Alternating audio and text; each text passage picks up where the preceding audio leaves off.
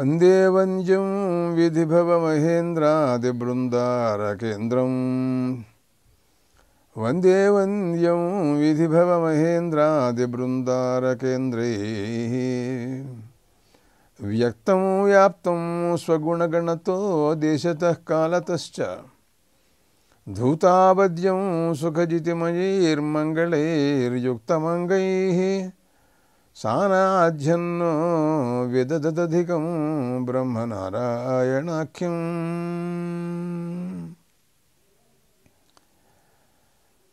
జ్ఞానేన రాంశమథ కర్కశ తర్కఖండే సింహాంశమేకమపి తద్వివిధం సమర్చ్య తేన స్వయం తదభవద్గురురాజయోగాత్ శ్రీమండలీక గురుమండలమాశ్రితోహం. వివాహ ప్రకరణం. కన్యాగృహంలో నిర్వహించవలసినటువంటి కర్తవ్యాలన్నింటినీ కూడాను వధూవరుల యొక్క వివాహ శుభకర్మకి సంబంధించినటువంటి యోక్త్ర బంధనం కానీ, అక్షతారోపణ కానీ, మరి సప్తవది ఇలాంటి క్రియాకలాపాలన్నింటినీ చేయటం జరిగింది. ఈ పైన వధువును తీసుకుని వరుడు తన గృహానికి వెళ్ళాలి. అక్కడ గృహప్రవేశం కావాలి. ఆ సందర్భంగా వధువుని ఎట్లా తీసుకువెళ్ళాలి ఏమిటి అనే విషయంలో ఆపస్తంభ మహర్షి ఆమెను రథం మీద కానీ, అశ్వం మీద కానీ, శిబిక మేనా కానీ ఇలా అనేక రకాల సాధనాల్లో ఏదైనా ఒక సాధనాన్ని వారి వారి సౌకర్యాన్ని బట్టి తీసుకువెళ్ళటం కోసమని ఏర్పాట్లన్నీ వారు చెప్పారు. అటువంటి పరిస్థితుల్లో రథం మీద ప్రయాణం చేయవలసినటువంటి పరిస్థితులలో రథాన్ని సంయోజనం చేయాలి. సంయోజనం చేసేటప్పుడు ఆ రథాన్ని ఎత్తుగా పైకి పెట్టినప్పుడు కానీ, రెండు అశ్వాలని అటు ఇటు మనం కట్టడం అంటూ కుదరదు. అందుకోసం ఒక బోటుకర్ర దాన్ని ఆ పోలుకి పెట్టి అది ఎత్తుగా వచ్చేటట్టుగా చూసి కాడి అప్పుడు గుర్రాలని కట్టడం కోసమని ప్రయత్నాల్లో ఉన్నాడు. దానికోసమని మాట్లాడుతూ సత్యేనోత్తభిత భూమి సూర్యేణోత్తభితా ద్యౌః ఋతేనాదిత్యాస్తిష్టంతి దివి సోమో అధిశ్రితః అని అన్నాడు. అంటే లోకంలో ఏవేవి ఏ రకంగా నిలుస్తున్నాయో వాట్లని కొన్ని ఉదాహరణగా చెబుతూ అట్లా ఈ రథాన్ని నిలిపేది ఈ కర్ర, బోటు కర్ర అనే విషయాన్ని చెప్పదలుచుకుని శృతి ఈ రకంగా మాట్లాడుతూ అంటోంది. భూమిని ఉంచోంటోంది అంటే ప్రస్తుతం భూమి ఇలా ఉంటోంది అంటే దానికి కింద ఏం పోటు మీద ఇది నిలిచి ఉంటుంది అని మనం ఆలోచించినట్టయితే మామూలుగా రథంలాగా ఏదో ఒక కర్ర పెట్టడం కాదయ్యా, సత్యంతోనే అది నిలిచి ఉంటుంది అనే విషయాన్ని ఈ మంత్రం చెప్పింది. సత్యేనోత్తభిత భూమి అని అన్నారు. అలాగా జులోకం పైన ఉంటుంది కదా, స్వర్గలోకం, అది అమాంతంగా కింద పడిపోవచ్చు. మరి ఎందుకు పట్టలేదు అని అంటే సూర్యుడు దాన్ని ఆపేస్తున్నాడు. ఆయన కూడా ఒక బోటుకర్రలాగా ఆయన దాన్ని నిలిపి పైకి కింద పడిపోకుండా ఆపుతున్నాడు అని ఈ మంత్రంలో ఉంది. అలాగా ద్వాదశాదిత్యులని సుప్రసిద్ధులు ఉన్నట్లుగా మనకి పురాణాలు చెబుతూ ఉంటాయి.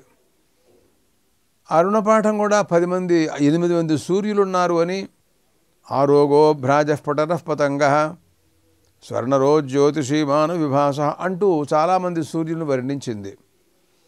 వాళ్ళందరూ కూడా ఎలా నిలిచి ఉంటున్నారబ్బా అంటే కర్మ వలన, పుణ్యకర్మ వలన, ఋతం అంటే కర్మ, దానివలన వాళ్ళందరూ కూడా నిలిచి ఉంటున్నారు అని అక్కడ చెప్పింది. సోముడు అంతరిక్షలోకంలో ఆయన ఎలా నిలిచి ఉన్నాడబ్బా అని అన్నట్టయితే ఆయన కూడా కర్మానుష్ఠాన బలం వలన, దేవతల యొక్క అనుగ్రహం వలన ఆయన ఆయన పడిపోకుండా జులోకం ఆయన ఆపిందని ఈ మాటలన్నీ కూడా ఈ మంత్రాల్లో కనపడుతున్నాయి.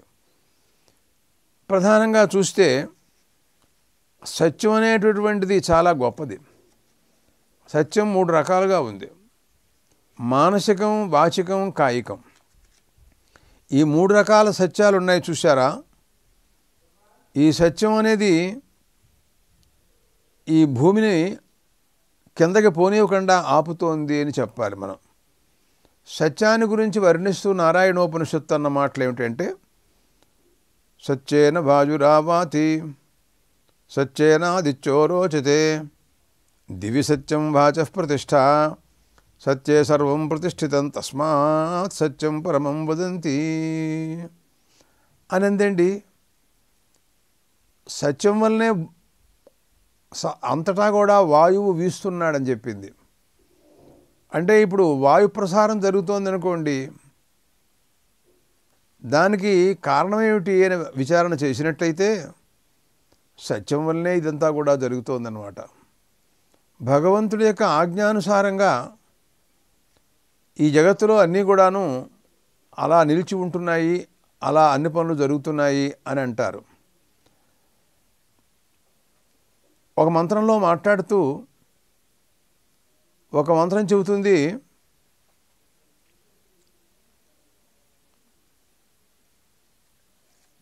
ఈ లోకాలలో కనపడుతూ ఉండేటువంటివన్నీ కూడాను అవన్నీ కూడా బ్రహ్మణశ్చోతన్యసి బ్రహ్మణ ఆణిస్థో బ్రహ్మణ ఆవపనమసి అని చెప్పి ధారితేయం పృథివీ బ్రహ్మణామహి. ఈ భూమి అంతా కూడా బ్రహ్మణ ధారిత, బ్రహ్మదేవుడు దీన్ని ధరిస్తున్నాడు, ఆపుతున్నాడు, నిలుపుతున్నాడు అని చెప్పింది. ధారితమే నేన మహదంతరిక్షం దివందాధార పృథివీగం సదేవాం. అంతరిక్షలోకాన్ని కూడా పరమాత్మ అలాగే ఆపిపోయిన ఆయన అలా నిలబెడుతున్నాడని చెప్పింది. సదేవాం దివమపి, జులోకాన్ని కూడా, దేవతలతో కూడిన జులోకాన్ని కూడా పరమాత్మే ఆ రకంగా ఆపుతున్నాడని చెప్పింది. అలాంటి మంత్రాలలో ఆ రకమైనటువంటి వర్ణనలన్నీ ఉన్నాయి ఒక చోట.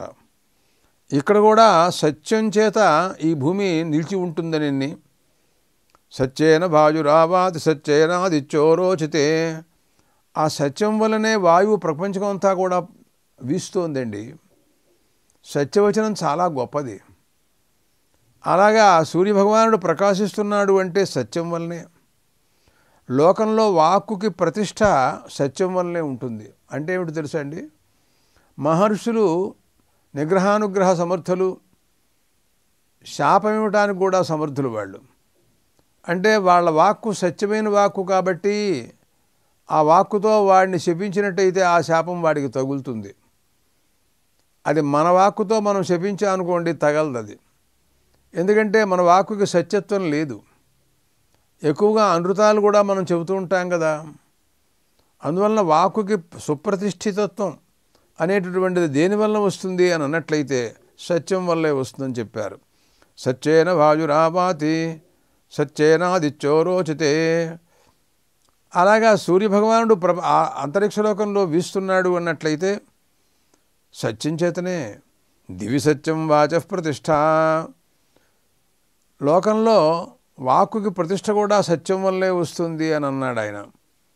ఆ మంత్రం చెబుతూ దివి సత్యం వాచః ప్రతిష్ఠ సత్యే సర్వం ప్రతిష్ఠితం, మొత్తం అంతా కూడా సత్యమందే నిలిచి ఉందయా ఈ ప్రపంచం అంతా కూడాను అని అన్నారు. వాక్కుకి సత్యత్వం, సత్యం వలన వాక్కు సుప్రతిష్ఠితమవుతుంది అని అన్నాడు. అంటే మరి వాచ ఉక్తమపి సర్వైర్ అనృతం ఉందనుకోండి, అబద్ధం ఆడాడు అనుకోండి, వాడు చెప్పినా కూడా దానికి విలువ ఉండదు. అబ్బే వీడు చెబుతున్నాడు కానీ ఈ మాటలు నమ్మతగ్గవిగా కనపట్టలేదు అని దాని అందరూ కూడాను తిరస్కరిస్తారు. అందువలన ఎప్పుడూ వాక్కు సత్యంగా ఉన్నప్పుడే వాడికి ప్రతిష్ట ఉంటుంది అని అంటుంది. అందువలన సత్యం చాలా గొప్పది. హరిశ్చంద్ర మహారాజు దృష్టాంతం, ఇంకా అంతకంటే సత్యాన్ని పరిపాలించిన వాళ్ళు ఎవరంటారు? అందరూ మహాత్ములందరూ, మహర్షులు అందరూ కూడాను సత్యాన్ని పరిపాలించేవాళ్లే. రాజులలో హరిశ్చంద్ర మహారాజు గారికి గొప్ప కీర్తి వచ్చింది దానివలన. ఆయన పేరు చెబితేనే పాపాలు పోతాయి అనే అలాంటి స్థితి ఆయనకి సత్య ప్రభావమే. రాజ్యం అంతా కోల్పోయినాడు, భార్య లేదు, కుమారుని నమ్ముకున్నాడు, అనేక రకమైనటువంటి ఇబ్బందులు పడ్డాడు. ఏమైనా సరే సత్యాన్ని మాత్రం వదలలేదు ఆయన. అందువలన ఆ సత్యం వల్లనే ఈ భూమండలం నిలిచి ఉంటుంది. ఎలా నిలుస్తుందో అలా ఈ బోటుకర్రతో ఈ కాడి ఈ లైనుగా ఉండేటటువంటిది రథము యొక్క పోలు నిలిచి ఉంటుంది అన్నారు. అలాగే దివిసోమో సత్యేన వాజురావాతి సత్యేనోత్తభిత భూమి సూర్యేణోత్తభితాద్యౌ. జులోకం ఉందే, సూర్యుడి చేత అది నిలవబడుతోందండి. ఆ సూర్యుడు దాన్ని నిలుపుతున్నాడనమాట, లేకపోతే పడిపోతుందండి. అదేంటండి, సూర్యుడు అంత పని చేస్తాడా? ఓ మంత్రం చూడండి, మిత్రోదాధార పృథివీముతద్యాం అని ఒక మంత్రం ఉంది. ఆయన మిత్ర అంటే సూర్యుడు నాకు అర్థం అనమాట. ఆయన పృథివీం ఉతద్యాం, పృథివీని జులోకాన్ని అంతటినీ దాధార ధరిస్తున్నాడు అని పట్టుకుంటున్నాడు అని చెబుతోంది. ఈ మంత్రం అందరికీ సహజంగా వచ్చే ఉంటుంది, సంధ్యావందనంలో చెప్పే మంత్రం. అందువలన మిత్రుడైనటువంటి వాడు సూర్యుడు భగవానుడు. ఆయన ఆ జులోకాన్ని అంతటినీ ఆపుతున్నాడు అన్నమాట దానికి అర్థం. అదే కాక ఆ మంత్రం ఈ మాట కూడా చెబుతోంది, ఋతేనాదిత్యాస్తిష్టంతి దివిసోమో అధిశ్రిత. ఋతేన, ఋతం అంటే యజ్ఞము అని దానికి అర్థం. ఋతం అంటే అవశ్యం ఫలమిస్తుంది అనేటటువంటి దాంట్లో పాడుతూ ఉంటారు ఈ శబ్దాన్ని. మామూలుగా సత్యము అనే అర్థంలో సత్య శబ్దం ఉంటుంది. ఋత శబ్దాన్ని వాడారు అంటే అర్థం ఏంటంటే తప్పకుండా మరీ తప్పనిసరిగా ఎటువంటి తేడా లేదు, కర్మ చేసిన తర్వాత ఆ కర్మ ఫలం ఇస్తుందా ఇవ్వదా అని అంటానికి సందేహాలు ఉండవు అనే విషయాన్ని వాళ్ళు దాంట్లో చెబుతారు. అందువల్లే అర్థశబ్దాన్ని వాడతారు. ఋతం అంటే కర్మఫలము దానికి అర్థం అనమాట. ఉపనిషత్తు మాట్లాడుతూ ఋతం పిబంతో సుకృతస్య లోకే గుహాం ప్రవిష్టో పరమే పరార్జే అనంటూ ఒక ప్రసంగంలో ఇది సుకృతలోకం అని చెప్పేటట్టుంది ఈ దేహానికి. అది ఎందుకంటే మనం ఎంతో పుణ్యం చేస్తే కానీ మానవ జన్మ రాదు.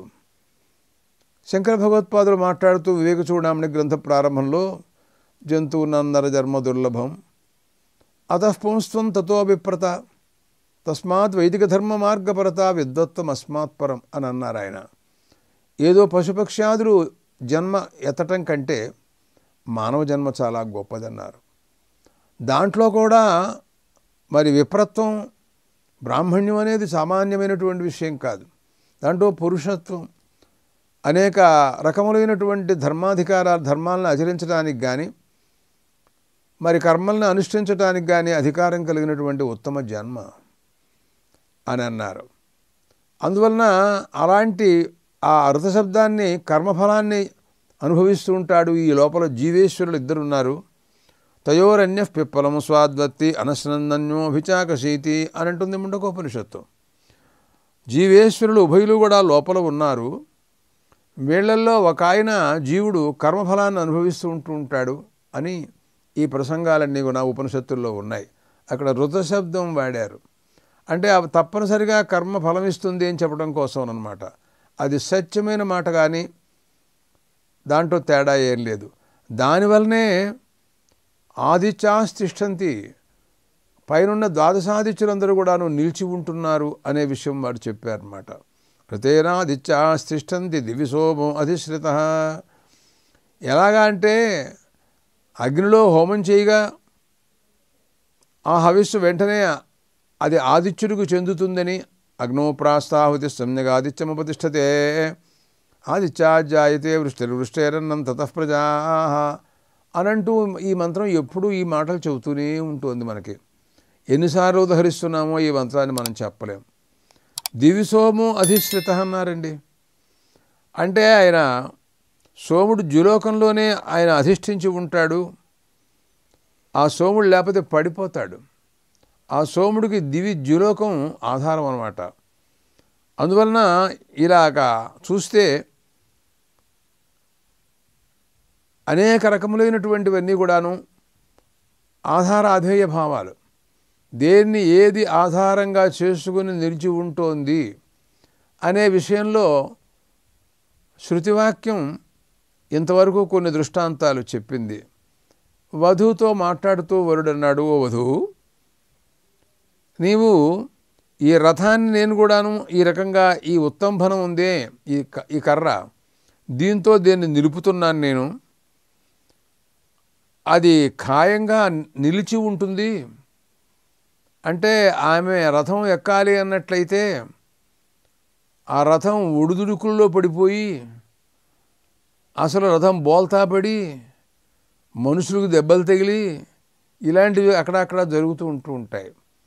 కానీ ఇది అలాంటిది కాదు, స్థిరంగా ఉంటుంది, నీకు ఇబ్బంది ఏం లేదు, నువ్వు ఎక్కచ్చు అనే అభిప్రాయాన్ని దీంట్లో ఆయన వ్యక్తపరిచారు. వాహా ఉత్తరాభ్యాయునక్తి అనే ఆపస్తమ మహర్షి దక్షిణమగ్రే, వాహా ఉత్తరాభ్యాయునక్తి దక్షిణమగ్రే అనే ఆపస్తమ మహర్షి చెప్పినటువంటి ప్రకారంగా ఈ బండికి 2 గుర్రాలని కడతారు. మొట్టమొదట్లో కుడి భాగంలో ఉన్నటువంటి భాగానికి ఒక గుర్రాన్ని కడతారు, తర్వాత మరో భాగానికి కడతారు అన్నమాట. దానికోసమని 2 మంత్రాలని ఇక్కడ చెప్పారు. ఈ 2 మంత్రాలు చెప్పి ఒక భాగానికి ఒక గుర్రం, మరి అవే మంత్రాలను మళ్ళీ చెప్పి ఇంకో భాగానికి ఇంకో గుర్రం. అక్కడ వాహా ఉత్తరాభ్యాం యునక్తి అని ద్వివచనం కనపడుతోంది. అందువలన అలా అంటున్నాం. మనకు 2 మంత్రాలు ఏమిటంటే యుంజంతి బ్రధ్నం యోగే యోగే అని మనకి ఏకాగ్నికాండ 2 మంత్రాలని ఊరికే సూచించిందనమాట. యుంజంతి బ్రధ్నం అనే ఒక మంత్రము, యోగే యోగే అనే మరో మంత్రము, ఈ రెండింటిని కూడా సూచించింది. యుంజంతి బ్రధ్నం యోగే యోగే అని చెప్పిందనమాట. అంటే ఒక పక్కన ఒక గుర్రాన్ని మనం కడుతున్నాం, అలాగా ముందు దక్షిణ పక్క కడుతున్నాం, తర్వాత ఏమో సవ్యం పక్క కడుతున్నాం. మంత్రం ఏమిటి అని మనం ఆలోచించినట్లయితే యుంజంతి బ్రధ్నమ ఋషంచరంతం పరితస్థుష రోచంతే రోచనా దివి అన్నాడండి. ఇది తైత్తిరీయ సంహితలో ఉంది, 7వ కాండలో. ఇది అశ్వమేధ ప్రకరణం అలాంటి దాని దగ్గర మాట్లాడుతూ ఉండేటువంటి మంత్రంలో యుంజంతి బ్రధ్నం అన్నాడండి. ఈ బ్రధ్న శబ్దం వాడాడు ఏమిటి అని ఆలోచించా. మామూలుగా బ్రధ్న శబ్దం సూర్యార్థంలో ఉందండి. అమరనిఘంటువులో విచారిస్తే ఆయన సూర్య పర్యాయ పదాలు సూర్యమాదిత్య ద్వాదశాత్వ దివాకర హస్కర బ్రధ్న అని బ్రధ్న శబ్దం ఉంది అక్కడ. దానివలన ఆయన సూర్యుడు అని అర్థం రావడానికి అవకాశాలు ఉన్నాయి. సూర్యుడంటే చాలా గొప్పవాడు కదండి, ఉత్తమ గుణయోగం అంతటి వాడు ఇంకెవరుంటారు ఈ ప్రపంచకంలో. అంచేత ఈ బ్రధ్న శబ్దం సూర్యుడిని చెప్పదు, ఉత్తమ గుణయోగాన్ని పురస్కరించుకొని లక్షణయ ఇది గుర్రాన్ని చెబుతుందన్నమాట. దానికి అర్థం అంటే బ్రధ్నం అంటే ఇక్కడ అశ్వము అని అర్థం చెప్తాం. ఇది కూడా ఉత్తమ గుణయోగం కలదే గుర్రం కూడాను. ఏమిటండి అంటే ఒకచోట ఓ ప్రసంగంలో మహాగ్నిచైన ప్రసంగంలో ప్రజాపతే రక్ష్యశ్వయతు తత్పరాపతతు తదశ్వోభవత్ అంటూ గుర్రం ఎలా పుట్టిందో ఏమిటో దాని గురించిన వివరణ ఇచ్చిందండి. ప్రజాపతి గారి నేత్రం ఒకప్పుడు ఏదో వ్యాధి వలన ఉబ్బి అది ఊడి పడిపోతే అది గుర్రంగా అయిపోయింది అని అక్కడ వర్ణన ఉంది. ఇదేమిటి బాబు, ఆయన కన్ను ఊడిపోవడం ఏమిటి, గుర్రం అయిపోవడం ఏమిటి, ఏమో మరి అక్కడ అట్లా ఉంది, మరి నేనేం చేస్తాను దానికి. అందువలన సరే అలా ఉంచండి. అసలు ప్రజాపతే అశ్వరూపంతో మారిపోతున్నాడు అని కూడా మిగతా చోట్ల వర్ణనలు ఉన్నాయి. అంటే అశ్వము అంటే ప్రజాపతి అని అర్థం తెలుసుకోవాలన్నమాట. అంత విలువైనటువంటిది గుర్రం అంటే. అశ్వమేధ యాగంలో దాని గురించి ఎన్ని వర్ణనలు చెబుతారో ఎన్ని మాట్లాడతారో చెప్పలేం మనం అసలు. అటువంటి అశ్వం ఇక్కడ బ్రధ్న శబ్దం చేత చెప్పబడుతోంది. ఇంకా దీని గురించి ఇంకా మనం మాట్లాడాలి అని మనం అనుకున్నట్టయితే అరుషం, అది బాగా వేగంగా వెళ్ళేటటువంటిది అని చెప్పడం కోసం అరుషం అని పదం వేశారనమాట. వేసేదే ఉంది సూత్రంలో, మంత్రాల్లో ఉన్నదాన్ని ఎవడు వేస్తాడు, అలా ఉంది అన్నమాట దానికి అర్థం. అరుషంచరంతం పరితస్థుషః అన్నాడండి. అంటే బాగా వెళ్ళటానికి సమర్థమైనటువంటి గుర్రం. అసలు కట్టాము, అది కదలదు అనుకోండి, ఎందుకు ఆ గుర్రం? బాగా చకచక వెళ్ళేటటువంటిదైతే ఉపయోగం, కానీ ఎక్కడ వేసావే అంటే వేసిన చోటే ఉన్నానన్నట్టుగా ఇంకా అటువంటి దాన్ని మనం ఏం చేసుకుంటామండి. కానీ అలాగ అరుషం చరంతం 2 పదాలు కూడా వేశారండి. అంటే వెళ్ళటానికి సామర్థ్యం కలిగినటువంటిది, సామర్థ్యం కలిగి ఉన్నా కూడా ఒకప్పుడు మొండికేయచ్చు. అటువంటిప్పుడు మనం ఏం చేయలేము. కానీ అలా వేయకుండా కదులుతూ చాలా తొందరగా వెళ్ళేటటువంటి స్వభావం కలది అని చెప్పడం కోసమని అరుషం చరంతం అని 2 పదాలు ఈ మంత్రంలో మనకు కనపడుతున్నాయన్నమాట. ఆ రెండింటినీ కూడా మనం ఈ రకంగా అర్థం చెప్పి ఉన్నట్టయితే, పైగా శృతులు కూడా ప్రాజాపత్యో వా అశ్వ అని అంటూ అడుగడుగున కూడా అశ్వము ప్రాజాపత్యము అని అశ్వమేధయాగ ప్రకరణంలో ఎన్ని చోట్లుందో అలాంటిదన్నమాట. పరితస్థుషః అని ఇంకో మాట. అయితే ఎలా పెడుతుందండి ఇది అంటే, పరితస్థుషః అన్నాడండి. అంటే స్థావర జంగమాత్మక ప్రపంచకాన్ని అంతటినీ కూడాను అతిక్రమించిపోయి పరిసమంతాత్ గచ్చతి అనమాట. మామూలుగా ఏదో ఇప్పుడు మనం కొన్ని గుర్రాలను చూస్తాం, మనం బళ్ళు ఏదో బాగా గుర్రాలు రోడ్లు బాగుంటే ఆ రోడ్ల మీద కొంతవరకు పెడతాయి. అదే నువ్వు పల్లెటూళ్ళలో ఎక్కడికో తీసుకువెళ్ళి అక్కడ రాళ్ళు రప్ప కంప గోడు ఏదో ఒక రాళ్ళు ఇవి ఉన్నాయనుకోండి, అక్కడికి వెళ్ళవు అసలు. అవి అలా కాదు. ఇది పర్వతాలు, సముద్రాలు, ఆకాశం, అలాగా పైన మేఘమండలం అన్నీ దాటి వెళ్ళిపోతుందండి ఈ గుర్రం. ఓ చోట రఘువంశంలో ఆ కాళిదాసు ఓ చోట మాట్లాడుతూ అన్నాడు, వరతంతు మహర్షి శిష్యుడు ఒక ఆయన కౌత్సుడు గురుదక్షిణ కోసమని రఘుమహారాజు దగ్గరికి వచ్చాడు. ఆయన వచ్చిన సమయంలో ఈయన అంతకుముందే యజ్ఞం చేసి మొత్తం అంతా దానం చేసి మట్టి పిడతలతో కాలం గడుపుకుంటున్నాడు. ఆయనకి మట్టి పిడతలతో ఎదురేగి అర్ఘ్యపాద్యాదులు ఇచ్చాడు. ఆయన ఎప్పుడు కూడా బంగారు కలశలతో అందరికీ అర్ఘ్యపాద్యాదులు ఇస్తూ ఉంటాడు. చూశాడు వచ్చినటువంటి కౌత్సుడు, ఇదేంట్రా బాబు ఇట్లా ఉంది పరిస్థితి, మన దురదృష్టంలే మనం వచ్చిన వేళ విశేషం ఇట్లాంటిది అని అనుకున్నాడు. సరే ఏదో యోగక్షేమాలు జరుగుతూనే ఉన్నాయి.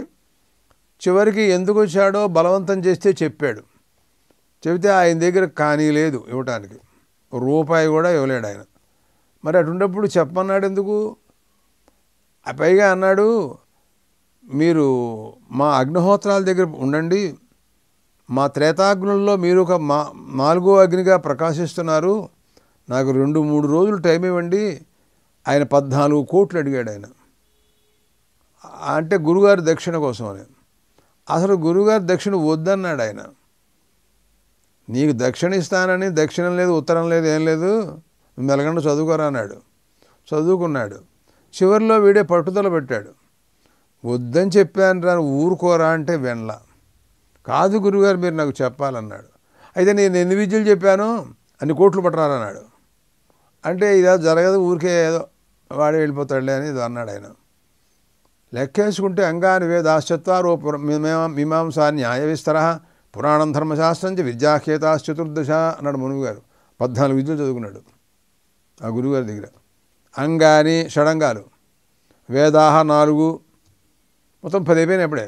అంగాని వేదాశ్చత్వారో మీమాంసా న్యాయ విస్తర పురాణం ధర్మశాస్త్రం చ 14 విద్యలు చదువుకున్నాడు. 14 కోట్లు పట్టురావాలి. ఆలోచించాడు, ఎక్కడికెడితే బాగుంటుంది అనుకుంటే ఎవడైనా సమర్థులైన వాడి దగ్గరికి వెళ్ళాలి. సరే రఘుమహారాజు గారి దగ్గరికి వెళ్తే బాగుంటుంది అని, చాలా పెద్ద గొప్పవాడు. వచ్చాడు. తీరా చూస్తే మట్టి పిడతలతో సముర్మయే పీత హిరణ్మయత్వాత్ పాత్రే నిధాయార్ఘ్యమునర్ఘశీల శృతప్రకాశం యశసా ప్రకాశ ప్రత్యుజ్జగా మాతిథి మాతిథేయాన్. ఆహా ఏమిట్రా ఇది, ఇలా ఇక్కడికి వచ్చాను నేను. సరే మొత్తం మీద చెప్పాడు.